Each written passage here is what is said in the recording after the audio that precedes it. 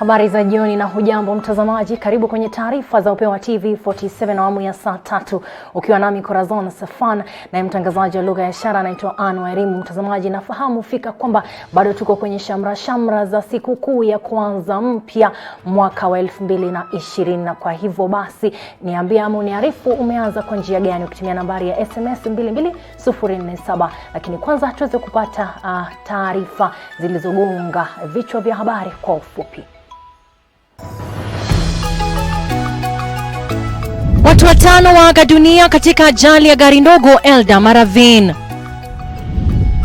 Wakenya kote nchini wajitokeza kukaribisha mwaka wa 2020 kwenye shamra zenye nakshi.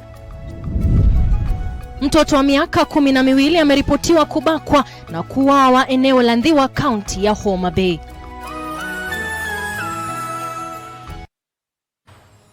Mtazamaji, tunaanza na taarifa zenye jitimai ambapo watu 5 waliaga dunia kwenye ajali ya gari ndogo eneo la Eldama Ravine. Imeripotiwa kwa gari hilo lilikuwa likielekea Eldama Ravine ilipopoteza mwelekeo na kugonga culvert eneo la Kabunyonyi kuelekea Eldama Ravine. Watu 3 walifariki papo hapo, 2 waliokimbizwa hospitali kuu ya Eldama Ravine walifariki kwenye hospitali hiyo. Ndiyo mabaki ya gari lilohusika katika ajali mbaya barabarani katika eneo la Eldama Ravine mida ya saa 11 asubuhi, familia hapa wakiachwa wenye majonzi kwa kupoteza wapendwa wao. Hiyo kijana wangu has been a hard working person.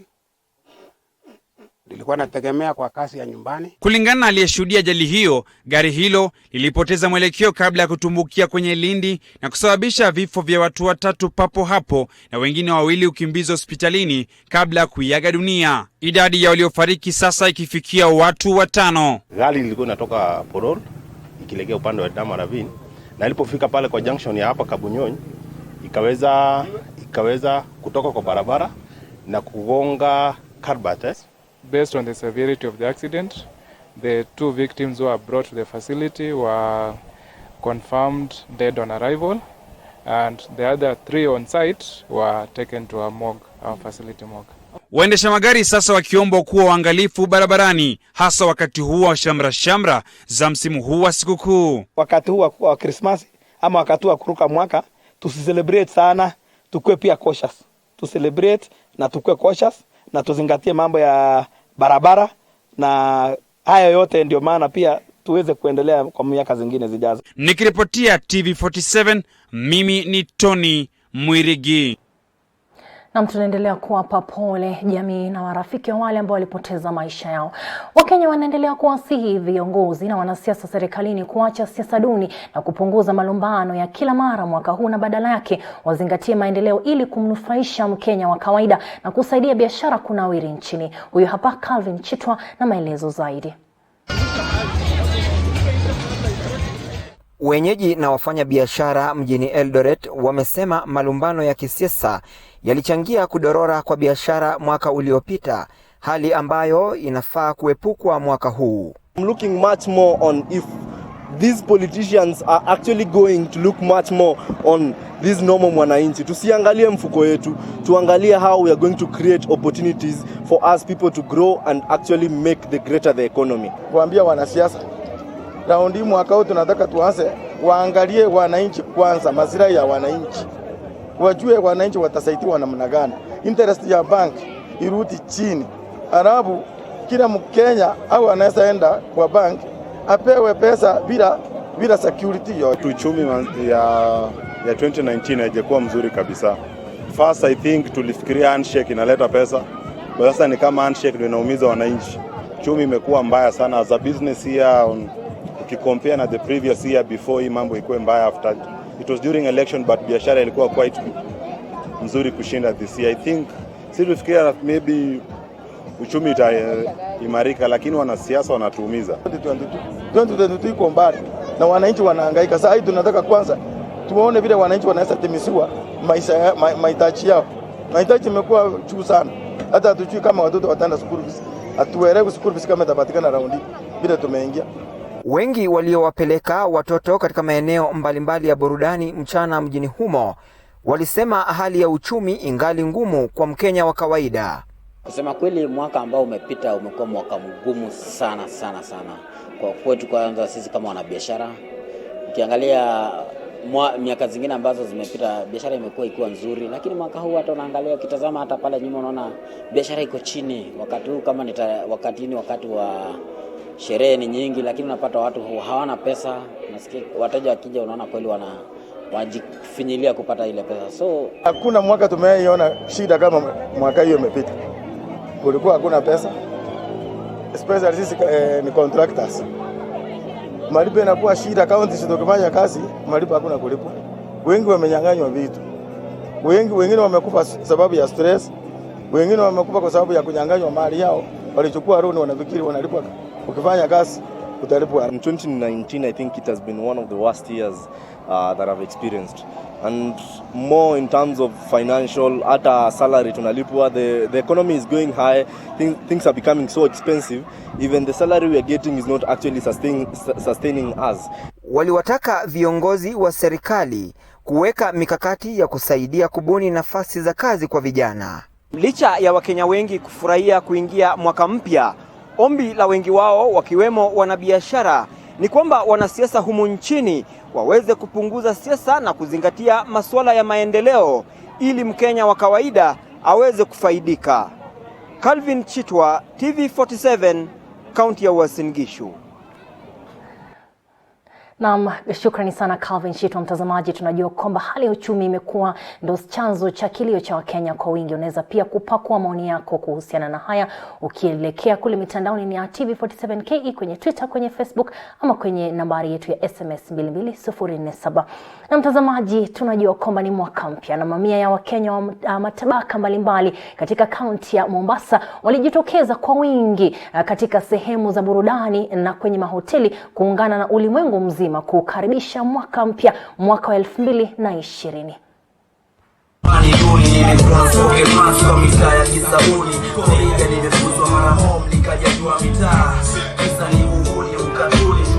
Serikali ya kaunti ya Mombasa iliandaa sherehe hizo katika eneo la kujivinjari la Kibarani, ambapo wakazi na wageni waliohudhuria sherehe hiyo walitumbuizwa na wasanii wa humu nchini na wale wa kimataifa.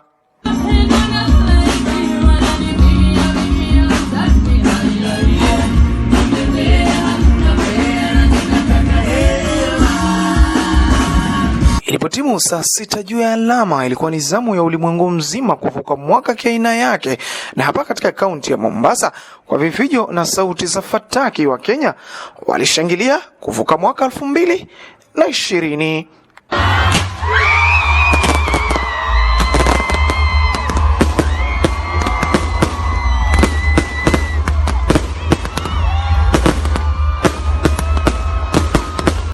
Kufataki hizi ni ishara ya kuingia mwaka 2020, huku Wakenya hawa wakijawa na furaha lukuki na akiwa na imani chungu nzima kwa mwaka huu utakuwa mafanikio na kubadilika kwa hali ya uchumi katika taifa la Kenya. Nikiarifia TV47 kutoka kaunti ya Mombasa, mimi ni Mohamed Atib Abdullah nikikutakia mwaka mpya wenye mafanikio daima dawamu.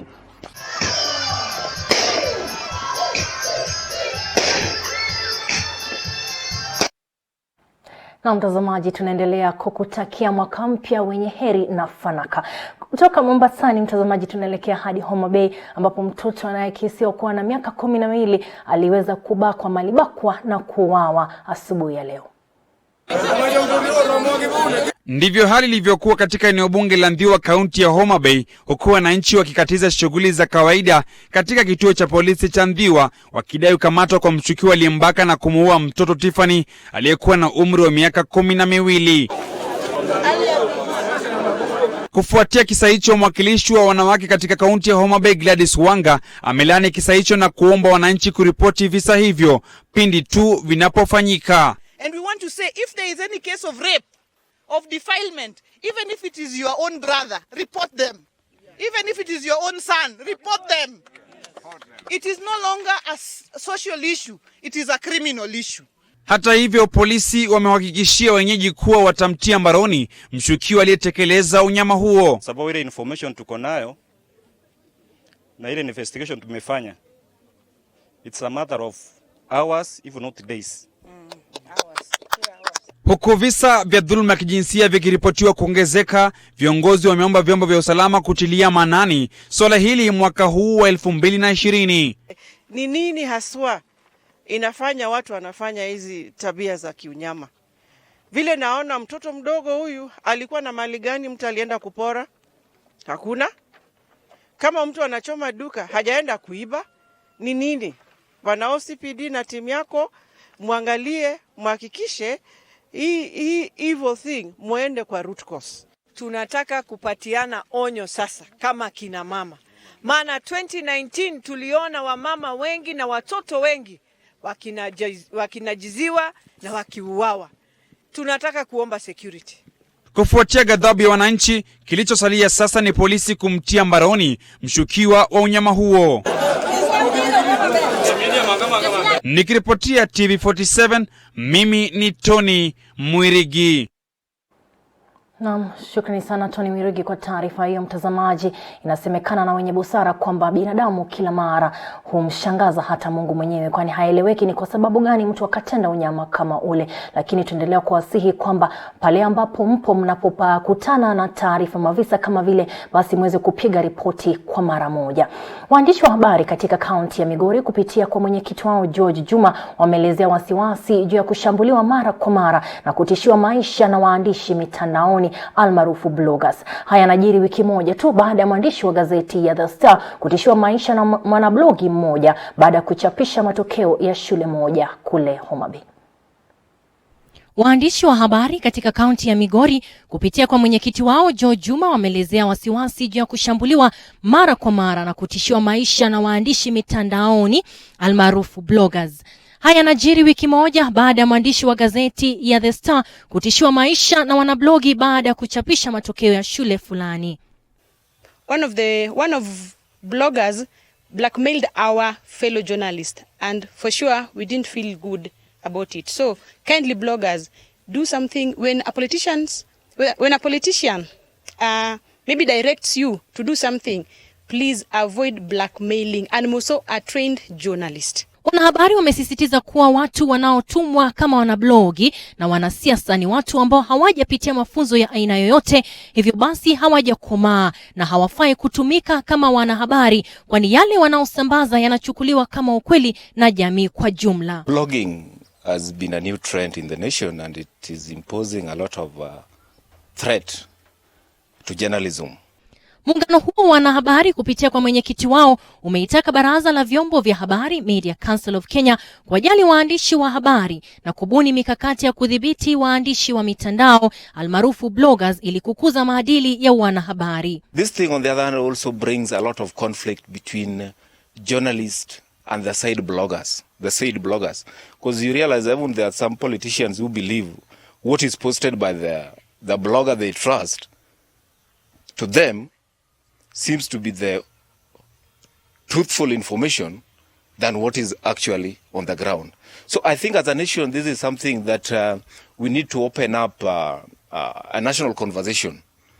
The threat that blogging impose on journalism as a career and as a representative of the common man.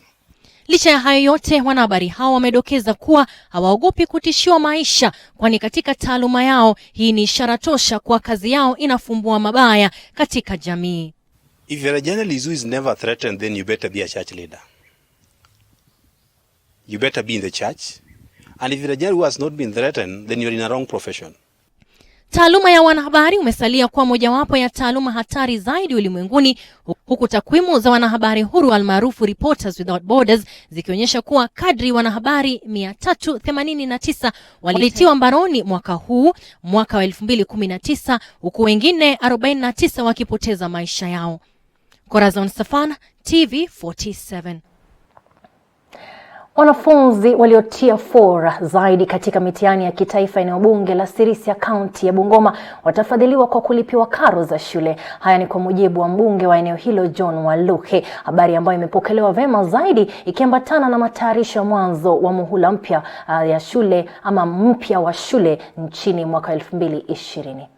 Akiongea katika uwanja wa Mayuba Serisha katika hafla ya kuadhimisha siku ya michezo ya vitengo mbalimbali, mbunge John Waluki anasema kwamba katika uongozi wake ameweka kipaumbele elimu ya mtoto wa eneo hilo. Tunataka kupeana vijana basari. Tumetenga pesa ya basari milioni 39 kuhakikisha kwamba vijana wameenda shule sawa sawa. Kama wale walifanya vizuri, kama wale vijana ya Mkohoro na wengine, we want to make sure that we give them full scholarship.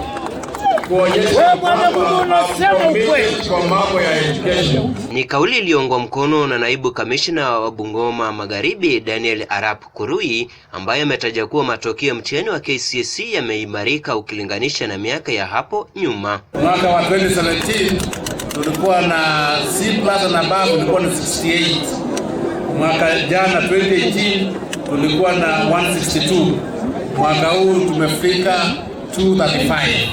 Kwa hivyo tunaendelea. Kwa hivyo nashukuru walimu wote na stakeholders wote, watu wanashirikiana kwa njia moja ama nyingine ili tupate yale matokeo ambayo ni mazuri. Haya kijiri, mbunge wa Kimilili Didmas Barasa ameurai seneta wa kaunti ya Bungoma Moses Wetangula kuwasilisha madai ya ubatilifu wa fedha chini ya gavana Wycliffe Wafula Wangamati mbele ya kamati ya Senate. Kazi yake kubwa ni kuoversight the county government, kuangalia ile pesa ambayo serikali kuu inaleta inatumika kwa njia ambayo ni mzuri na inafaidi raia wetu wale ambao wanaishi katika kaunti ya Bungoma. Kwa hivyo kama kuna maswali ya kujibu, yeye arudi kule kwa Senate na wasamon governor apia mbele ya Senate aulize ile maswali huko, sababu sisi watu ya Bungoma tunataka maendeleo na uwajibikaji. Senate mandate yenye waliwapatia ni kuchunguza governors vile wanatumia pesa za county. Yeye angeita governor kwa Senate ili wamuchunguze, wachue hizi pesa ametumia namna gani. Sio vizuri yeye kuita tu watu wa media nyumbani kwake alafu anaanza kuongea kwa governor vibaya ili wananchi waone ya kwamba governor ametumia pesa za county vibaya, ile hali maybe yeye ako na interest fulani kwa county government ya Bungoma. Nazo siasa za mwaka wa 2022 hazikusazwa. Wandani wa naibu wa rais William Ruto hawakukosa kumupigia debe, huku akikariri kuwa lazima wawe ndani ya serikali ijayo. Baada ya kushukuru Rais Uhuru Kenyatta kwa kazi nzuri ambayo alifanyia sisi pamoja na naibu wake William Ruto, network sasa imeshika upepo ya 2022. Sisi tuko kwa serikali na tunataka tubaki katika serikali. William Ruto. TV47 kutoka kaunti ya Bungoma, mimi ni Wanje Sostin.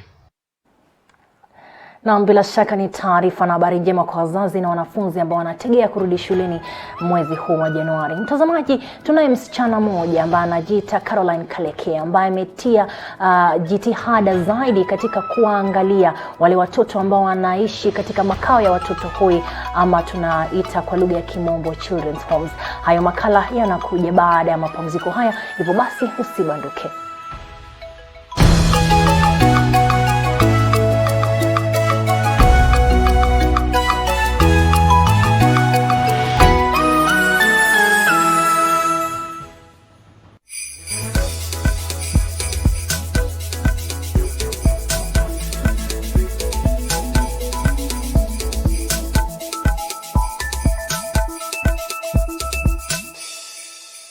Ekelena Ecobet. To get the best odds and quick payouts, SMS Eka to 29232.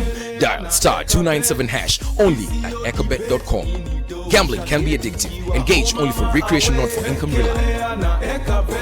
Welcome to the exciting world of M-Truck Solutions, your trusted provider for bulk SMSs. We also offer API integrations for all your communication and payment needs. We also provide you with tailor-made payment getaway solution to receive and disburse cash quickly, affordable and securely. Let us expand your reach and connectivity on USSD, SMS and voice today. Call us on 0723 030 030 or email hello@mtruck.limited.co.ke. For more details, visit our website www.mtrucklimited.co.ke. Hakuna haramu. Mmekaa na mtoto wetu miezi ngapi? Hata ni miaka 2. Miezi 2. Miezi 2. Kitu ya kwanza, kilo 50 ya sukari. bando 8 ya unga ya mahindi, 8 ng'ombe ya maziwa, na mwisho mbuzi 99. Kama umeshindwa mtuambie. Mambo iko sawa.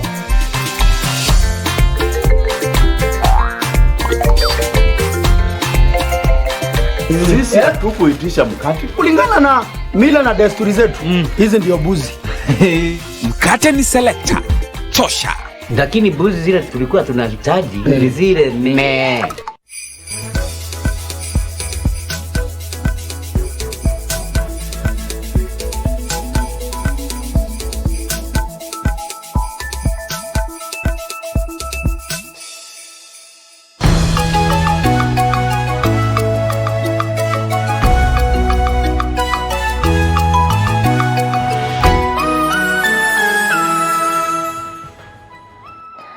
Karibu tena mtazamaji, unatazama taarifa za Upeo wa TV47 awamu ya saa 3 kwenye runinga ya TV47 ukiwa nami Corazon Safan na mtangazaji wa lugha ya ishara anaitwa Anna Wairimu.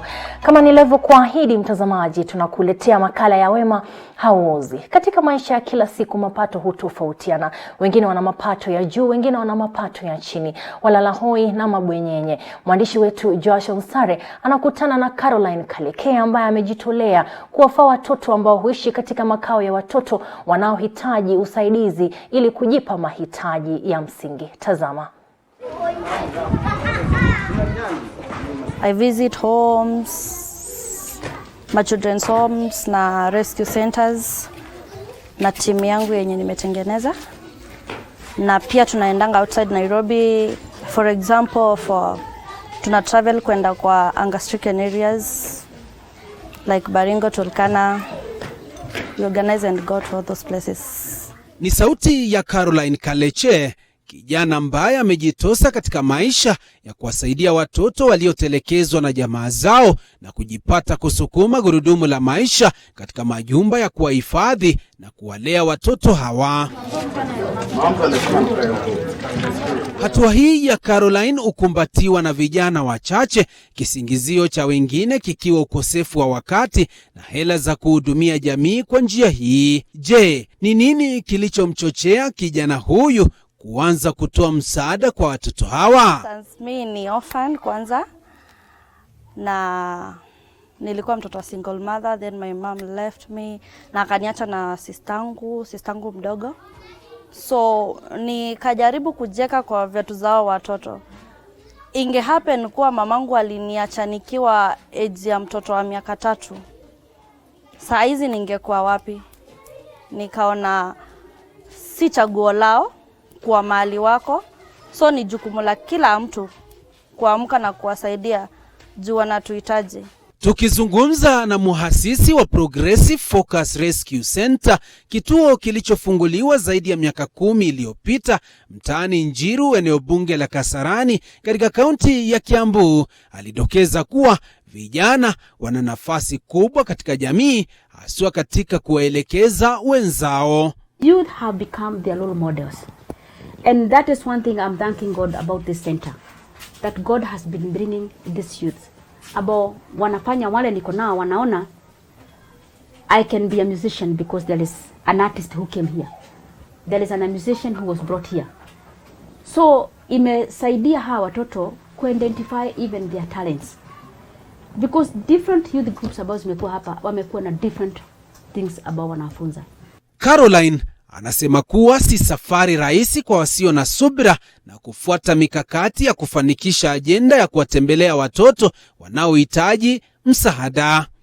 Si rahisi kwa kijana kufanya kazi, kushughulikia familia yake na pia kushughulikia charity, lakini ukiwa karibu na watu wenye wanakushika mkono na watu wenye wanakuelewa na wanapenda chenye unafanya, inakuwa rahisi. Saa zingine huwa ngumu kulingana na vile umejipanga, inategemea na wakati pia time yenye unafanya mikutano zako. Kwangu ilikuwa rahisi juu mimi mikutano zangu mingi ufanya jioni mausiku nikishatokea kazi. Like kuna event nilifanya ya kwenda Baringo, hiyo nilikuwa nafanya mikutano saa 6, saa 7. Nilikuwa nafika kwa nyumba saa 7 za usiku nafanya mikutano. nikipangisha mpaka ikafaulu. Baada ya juhudi za mchwa kutoka kwa chipukizi huyu, alibuni kundi la kuwaleta vijana pamoja ili kuweka msingi thabiti wa kuisaidia jamii. Kundi changu kinaitwa Passion for Good Deeds. Tulianzisha mwaka ukianza, that is January. Lakini kwa huo wakati hatukuwa tunakiita Passion for Good Deeds, tunakiita Kasarani Act of Mercy. Hiyo ndio timu yenye tuliweza kwenda Baringo nayo huo wakati, na tukakuja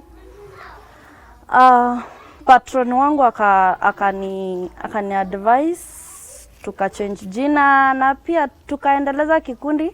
Sasa kiko na watu 35. Tukizungumza na Njeri ambaye ni mmoja wa vijana ambao wanaendelea kuishi katika hifadhi hii ya watoto, anasema ni furaha kuona watu mbalimbali kuwatembelea na kutangamana nao. Furaha sana wageni wakuja kututembelea kwa sababu wengine tunaona ni kama tuko na watu wanatujali, kuna watu wanatupenda. Tunafuraha tu sana wanaweza tutembelea kwa sababu si tunakonga tu free kwa kila mtu. Awe amekuja na kitu ama hata kuja tu kutu advice bila kutuletea kitu, ya advice iko sawa kwetu.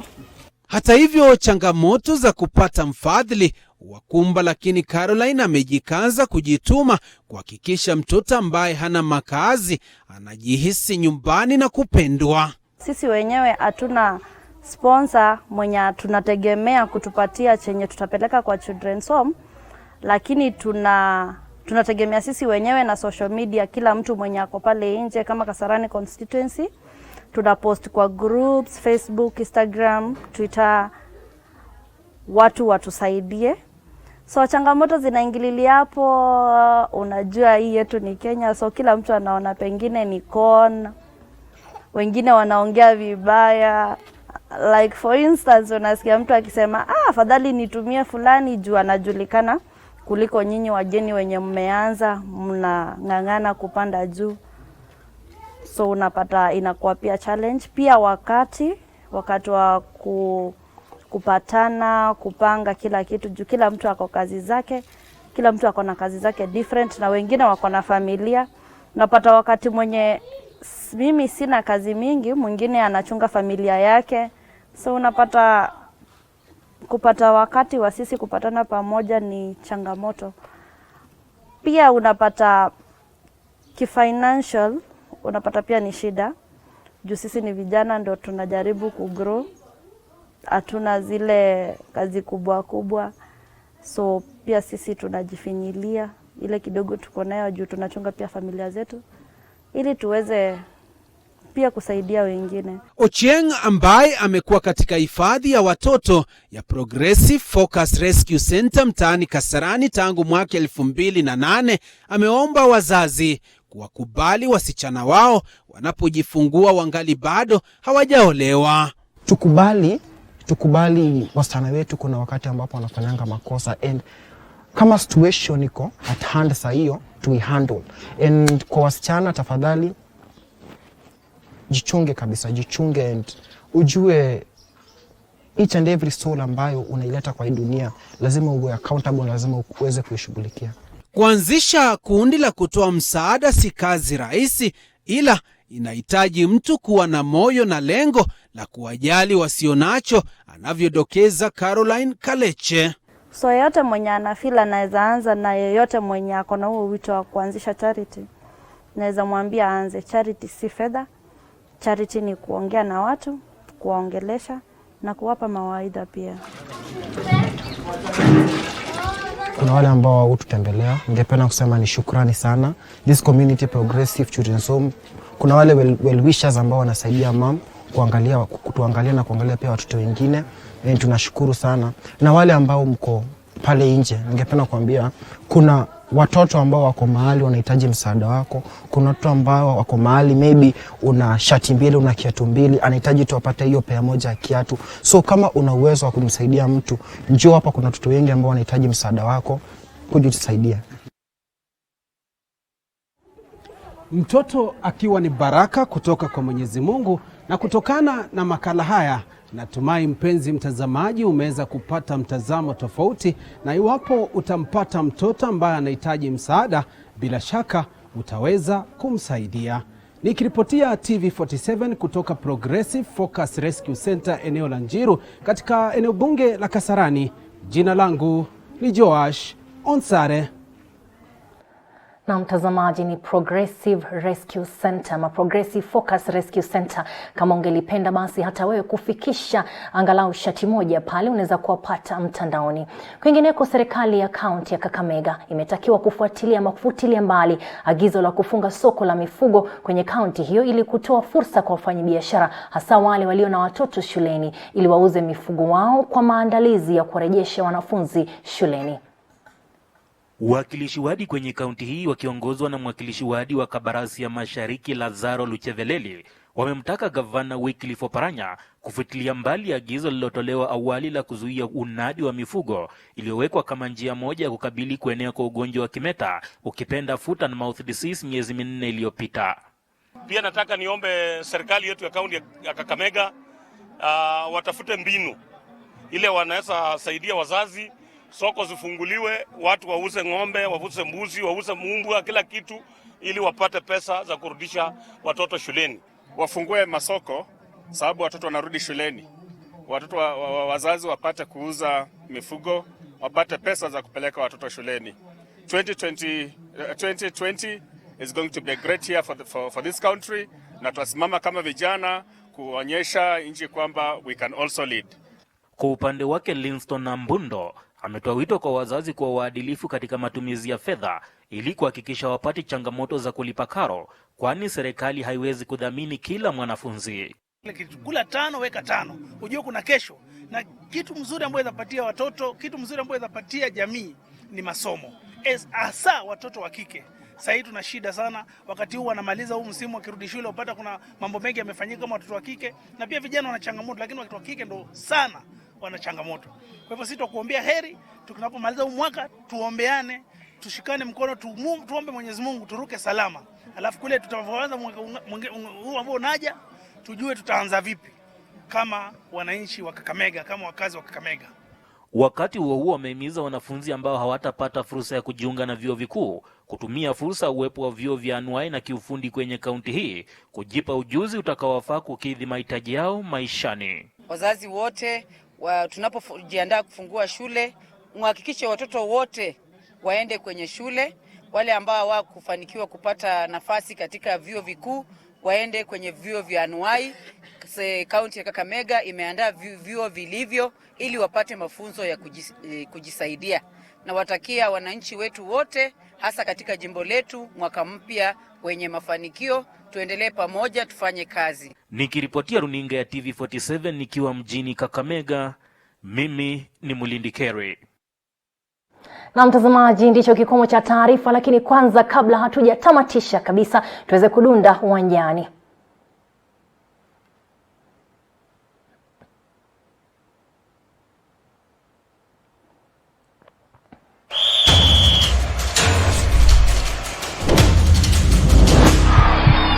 Michezo kwa hisani ya Ekabet. Ekelea na Ekabet. Licha ya kuwa miongoni mwa wachezaji wa soka wa miaka 70 na 80 ambao wamewahi chezea vilabu humu nchini, Josephat Murila anakuwa mmoja wa wachezaji wachache duniani ambao kwa kipindi chao cha kucheza soka hawakuwahi pata kadi nyekundu. Huyo hapa Bosco Ambunda ambaye alifanya kikao naye na kutuandalia makala haya. So make the training lively. Make yourself lively. Kwenye umri wake wa miaka 65, Josephat Murila aka Controller anakumbuka zama zile za miaka 68 alipoanza kucheza soka katika timu ya Hombe FC maeneo ya Malemba, kaunti ya Kakamega. Murila ambaye kipindi hicho alikuwa na miaka 14, anasema huo ulikuwa mwanzo wa nyota yake kung'aa kwenye viwanja vya soka. I had a tournament in December 1968 and I played for a team called Hombe who took the cup, and that shows the results that I have been playing for throughout. Akijivunia upekee wa kuwa mchezaji aliyepiga soka kwa miaka 15 bila kupata kadi nyekundu na kadi moja tu ya manjano, Murila amechezea vilabu vya Kericho All Stars ambacho kwa sasa kinajulikana kama Zoo Kericho. Pia alikipigia kilabu cha Bengo FC miaka 70 kabla ya kutua Abaluya Football Club ambacho kwa leo kinajulikana kama AFC Leopards mwaka 1979. And when I came from Bengo, I came specifically because by that time it should be realized that any player coming from a Luya club was not supposed to go to another club apart from another Luya club. So basically I had to come to Abaluya in Nairobi. Murila ambaye amewahi cheza kama kiungo mkabaji, akapiga kama kiungo wa kati na kama mshambulizi alipokuwa mchezaji, anakumbuka debi lake la kwanza la mashemeji mwaka 1980, debi ambalo Ingwe ilishia kushinda serikali. It was 1980, just after coming from Mogadishu, 79, and I'm confident that between us and Gor Mahia, the starting of the game is not the end of the game, and we could look at it from that position. If you start well, maybe you may not end the game the way you have started, but there were significant situations in the team. The fighting spirit was the uttermost important thing for AFC and even Gor Mahia, but I believed AFC had a bigger fighting spirit than Gor Mahia. So anytime we could meet them with our fighting spirit, we could come up and win. Kipindi hicho Murila anasema debi lilikuwa na mvuto mkubwa miongoni mwa mashabiki wa soka nchini, mvuto anaosema haupo kwenye debi la enzi hizi. I think the current derbies, for me, I don't believe they are derbies because people have already gone and decided the outcome. But our time, people could live in their houses in the morning. By 8, they are in the stadium discussing about the derby.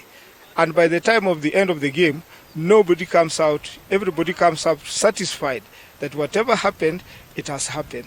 So by now, people go there and say, oh, we are going to beat you, we are going to do this. But our time could not predict. My history, when the two teams meet on a derby level, I've never seen them fighting. Even on the pitch, it's the nicest time to play your football and even concentrate because there's pressure outside there and you are left alone with the referee on the pitch. You enjoy it. Akiwa Ingwe, Murila alishinda mataji matatu ya ligi kuu nchini, mataji ya mwaka 1980, mwaka 1981 na mwaka 1982, na mataji matatu ya kombe la Sekafa, mataji ya mwaka 1982, 1983 na 1984. Alivaa jezi la timu ya taifa Harambee Stars kwa miaka 7 tangia mwaka 1979 hadi mwaka 1986. Kipindi hicho anakieleza kama wonderful kwenye maisha yake kama mchezaji. Wonderful. I had a wonderful time. I had a wonderful life in the national team. It's a place that if you go to, if you don't excel, you don't make it, then believe that you didn't go there. Because when you go to national team means you have gone even playing professional. You are better than those ones who have gone professional.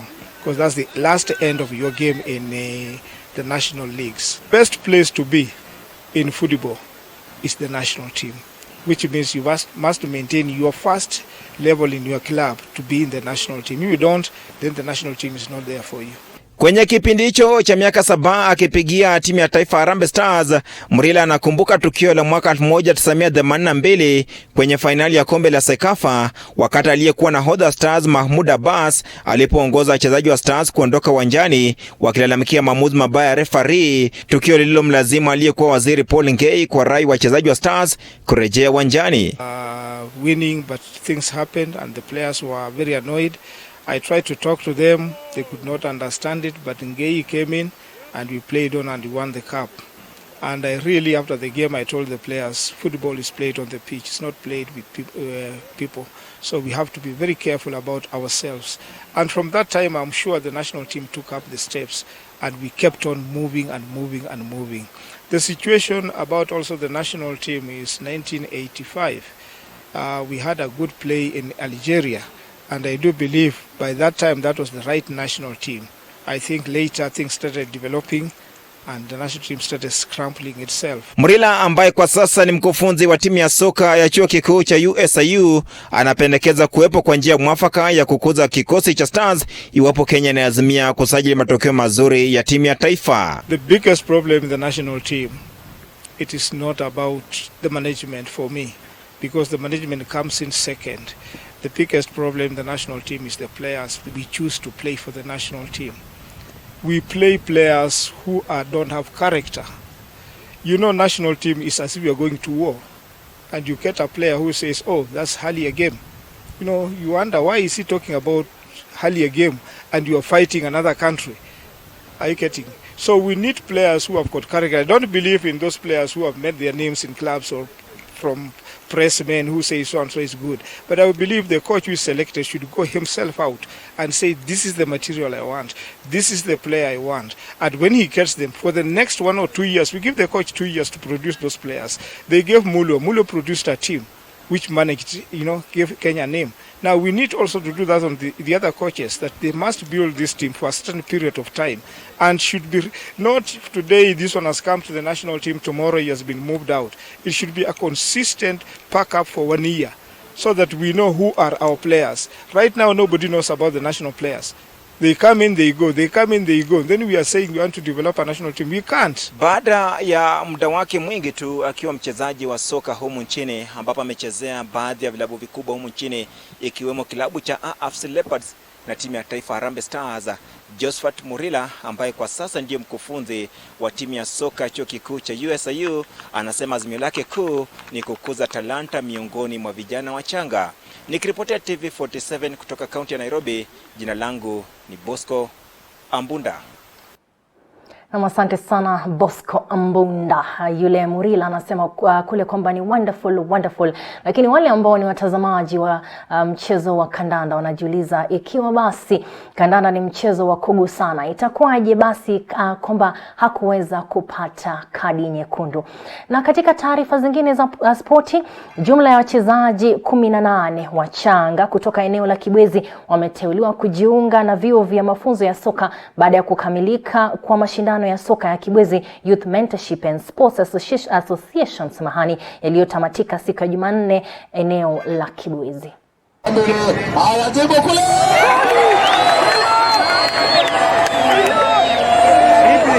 Na aleta vizuri lakini hata hivyo inaleta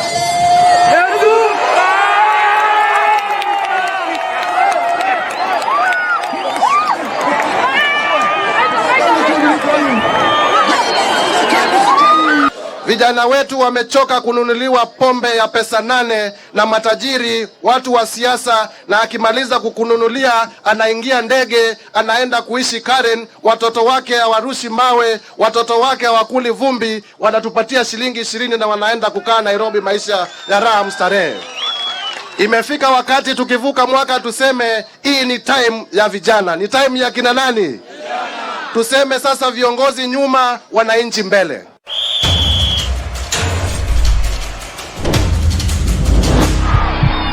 Michezo kwa hisani ya Ekabet. Ekelea na Ekabet.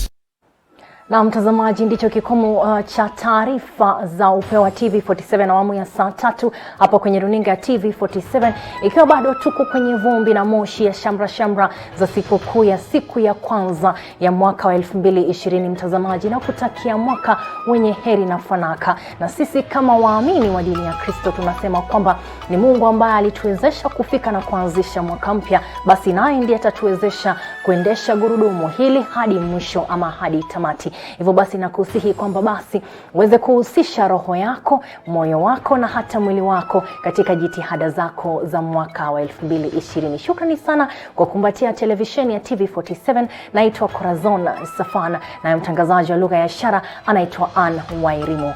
Wacha basi ni kuage nikikwambia alamsiki na mwaka wenye heri na fanaka. Shukrani.